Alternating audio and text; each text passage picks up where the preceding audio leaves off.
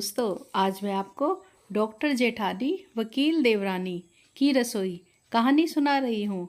Ruchika kitchen में नाश्ता बना रही थी, तभी डोरबेल बजी। रुचिका, अरे इतनी सुबह सुबह कौन आ गया?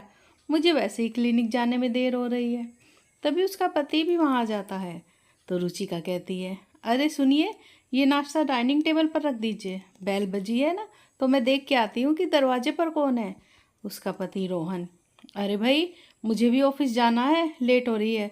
अरे तुम सारिका को बोल दो ना। रुचिका, अरे वो तो घर पे है ही नहीं। पता नहीं उसे ऐसा कौन सा केस मिला है जो रोज सवेरे सवेरे ही चली जाती है। चलो कोई नहीं, मैं ही रख के आ जाती हूँ नाश्ता। रोहन, हाँ मैं दरवाजे पर जाके देख लेता हूँ कौन है। फिर रुचिका ने नाश्ता डाइनिंग टेबल पर लगा दिया। वहाँ पर उसकी सास विमला और उसका देवर नमन नाश्ता करने बैठे थे। नाश्ते में उपमा और शरबत देखकर नमन कहता है, ओफो भाभी, फिर से वही नाश्ता? मुझसे तो ये रोज रोज खाया नहीं जाता। रुचिका, हाँ हाँ, अपनी पसंद का जो अभी तक आप खा रहे थे ना, इसी कारण आपका फैटी लीवर हुआ है। देखो नमन भैया, अभी तो खान पीन सही कर लो तो ठीक हो जाएगा, नहीं तो। नमन, अरे अरे भाभी, ठीक है खा लेता हूँ। रुचिका, माँ जी आप भी खाना शुरू कीजिए। विमला, हाँ हाँ बहू ला दे। पर ये रोहन कहाँ है, अभी तक नहीं आया? रुचिका, अरे हाँ, वो दरवाजे पर देखने गए हैं कि कौन आया है। मैं उन्हें देख के आती हूँ। ये कह के रुचिका दरवाजे की तरफ जाने लगी, पर रोहन उधर से हाथ में एक कागज लिए आ रहा था और चेहरे पर उसके परेशानी दिख रही थी। रुचिका, अरे कौन था और आप इतने परेशान क्यों दिख रहे हो?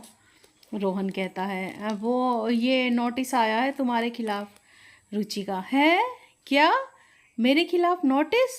पर मैंने किया क्या है? फिर रोहन ने वो नोटिस रुचिका को दे दिया। रुचिका ने बड़े ध्यान से वो नोटिस पूरा पढ़ा।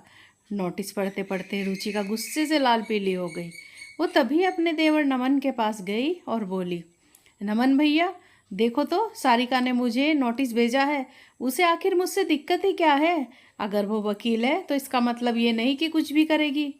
नमन, वो भाभी, मुझे तो इस बारे में कुछ भी नहीं पता। अच्छा दिखाइए तो क्या है इसमें? रुचिका, कोई आवश्यकता नहीं, मैं ही बता देती हूँ। आपकी वकील बीवी ने मुझ पर क्या क्या इल्ज़ाम लगाए हैं। पहला कि मैं घर में सब पे अपनी मर्जी थोपती हूँ और हिटलर की तरह बर्ताव करती हूँ। बोलिए, क्या ये बात सही है क्या? नमन, नहीं नहीं भाभी, ऐसा तो बिल्कुल भी नहीं है। रुचिका, और दूसरा ये कि मैं सभी को अपना बेस्वाद खाना खिलाती हूँ और सभी को टॉर्चर करती हूँ। रुचिका रोते हुए, माँ जी अब आप ही बताइए, इसमें क्या गलत है? डॉक्टर होने के नाते मुझे अच्छे से पता है कि किसको क्या क्या खाना चाहिए। अरे मैं तो अपने क्लिनिक में एक से एक बीमारी देखती हूँ तो मेरा मन घबरा जाता है। इसलिए तो मैं सबको स्वस्थ देखना चाहती हूँ, किसी को कोई बीमारी ना हो, सब बीमारी से दूर रहें। विमला, अरे बहू इतना दुखी मत हो। अरे सारिका भी नादान है, छोटी है ना। अरे देवरानी है तुम्हारी, आने दो, आज उसकी खबर लेती हूँ मैं। रुचिका, नहीं माँ जी, आप रहने दो। आपकी छोटी बहू को बात करने में नहीं, सीधे कोर्ट में बहस करना चाहती है, तो बस यही सही। इस बार तो मैं भी उसे कोर्ट में ही जवाब दूंगी। फिर रुचिका ने रोहन से कहा, सुनिए, कल हम सब कोर्ट जाएंगे और सब मेरी तरफ से ही बोलना। रोहन, अरे अरे रुचिका, ऐसा करने की कोई आवश्यकता नहीं है। रुचिका, है क्यों नहीं है जी, बहुत ज़्यादा आवश्यकता है। अरे बात मेरे अब आत्मसम्मान पे आ गई है और उसे मैं देखना कोर्ट से ही जीतूंगी। बस अब इन देवरानी जेठानी के बीच आर पार की लड़ाई छिड़ गई। दरअसल राधिका एक काबिल और होनहार डॉक्टर थी और उसकी नई नवेली देवरानी सारिका वो एक वकील थी। सारिका को पहले ही फास्ट फूड खाने का बेहद शौक था और वो किसी के भी सामने झुकना पसंद नहीं करती थी। ये सिलसिला तो शुरू तब हो गया था जब शादी के बाद पहली बार सारिका ने रुचिका के हाथ का बना खाना खाया। खाना खाकर सारिका, वो दीदी, ये तोरी ये तो मैं खाती नहीं हूँ, मुझे तो ये पसंद ही नहीं है। और ये रोटी इतनी काली और इतनी मोटी कैसे है? रुचिका, हाँ सारिका, क्योंकि ये मल्टीग्रेन आटे से जो बनी है। और हाँ, ये लौकी तोरी ही गर्मियों में खूब खानी चाहिए। पता है ना इन सब्जियों में कितना फाइबर होता है और इनमें पानी की मात्रा भी भरपूर होती है। अभी गर्मी का सीजन चल रहा है तो ये ही बेस्ट सब्जियां हैं गर्मी के सीजन के लिए। सारिका, वो तो ठीक है पर दीदी मेरे को तो इन सब्जी में कोई स्वाद ही नहीं आ रहा, मैंने इन्हें पहले खाया ही नहीं। अरे मैंने सोचा था आपने मेरे पसंद का कुछ खाना बनाया होगा, वैसे आपको पता तो है ना कि मुझे फ़ास्ट फूड बेहद पसंद है। चलो खैर कोई नहीं, अपने लिए मैं ही कुछ मैगी वैगी बना लेती हूँ। रुचिका, अरे रुको, नहीं नहीं अब कुछ नहीं बनेगा, तुमको यही खाना पड़ेगा, अब खाना बन चुका है। वैसे तुमको नमन के बारे में तो पता ही होगा। सारिका, हाँ हाँ दीदी जानती हूँ कि उनका फैटी लीवर है, पर ये तो आजकल आम है, हर दूसरे आदमी का लीवर फैटी है, इसमें इतना गंभीर होने की आवश्यकता नहीं है। अरे देखो दीदी, आपके जैसे मैं भी यहाँ की बहू हूँ और यहाँ की रसोई पे मेरा भी उतना ही हक है जितना कि आपका। ये बोल के सारिका रसोई में गई और अपने लिए वहाँ मैगी बनाने लगी। बस तभी से दोनों देवरानी जेठानी में रोज़ ही रोज़ खाने को लेकर बहस होने लगी। फिर क्योंकि रुचिका बड़ी थी, डॉक्टर थी, तो उसका पलड़ा भारी होने लगा था।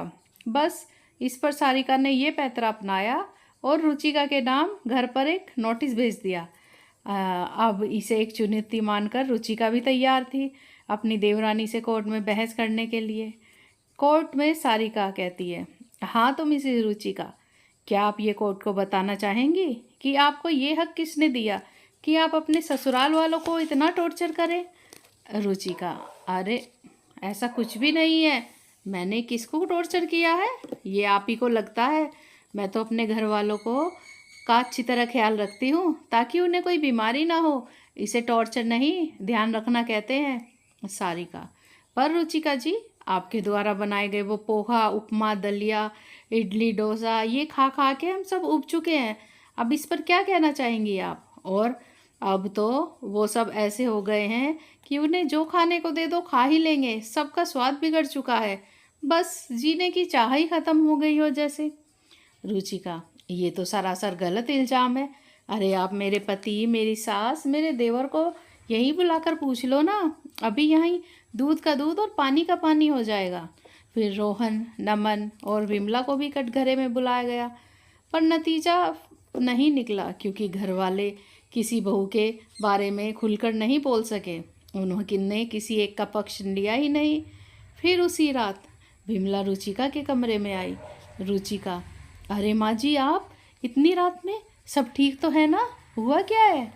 विमला कहती है, अरे बहू, नमन के पेट में बहुत तेज़ दर्द हो रहा है, वो कई घंटों से तड़प रहा है।